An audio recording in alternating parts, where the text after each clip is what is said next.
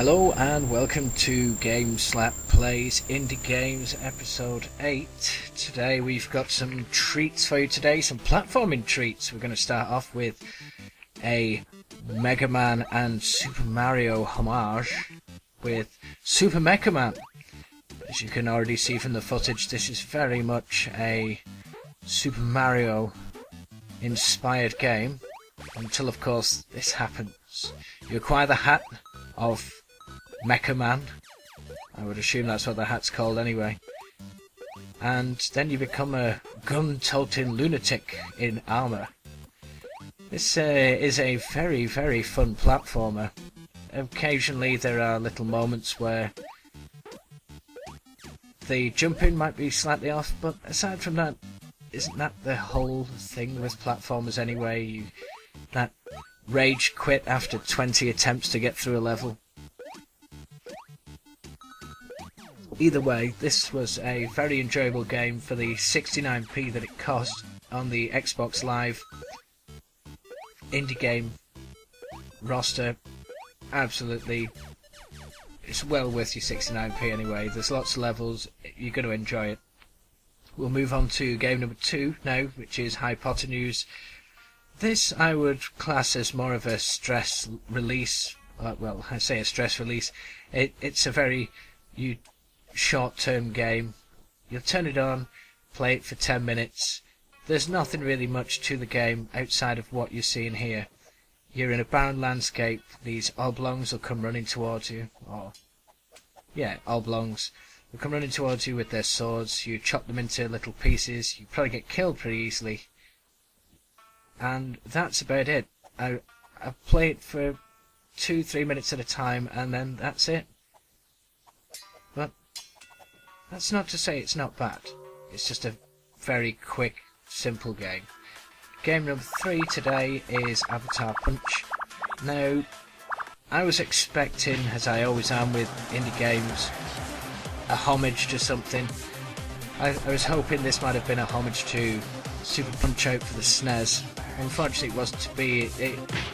The developers have tried to get a very difficult control style, which in my opinion doesn't work.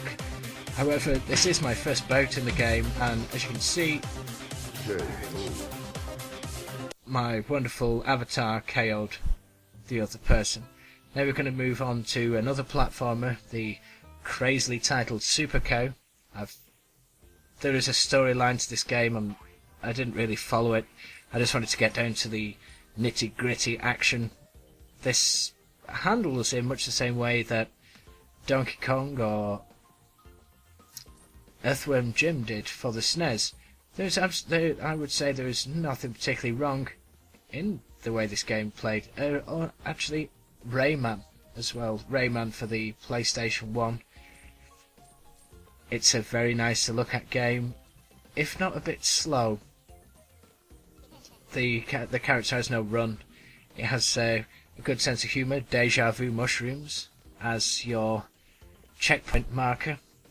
But again, nothing particularly wrong with that game. We're going to move on to a wonderful platformer, Akane, the Kunoichi. Now, I was expecting a Shinobi homage with this. Turns out it's a little bit more like Alex Kidd in Shinobi Land, which is no bad thing. This is a very, very fun game. I recommend almost all of the games today, especially on the price anyway. I recommend almost all the games today apart from Avatar Punch, which, aside from the 2 games last episode, Avatar Bowman and Mini Wizards, with the exception that the Avatar game this week just came back and heralded a new age for shit Avatar games. But this is absolutely wonderful. This is what the indie game marketplace was built for. A wonderful game. There's some wonderful physics on the special moves. Huge amounts of fun. Anyway, next episode we have got Indymon, we've got Shark Attack Deathmatch, Massive Cleavage versus Zombies, and Avatar B battles. So, yeah, tune in and enjoy. Thank you very much. Goodbye.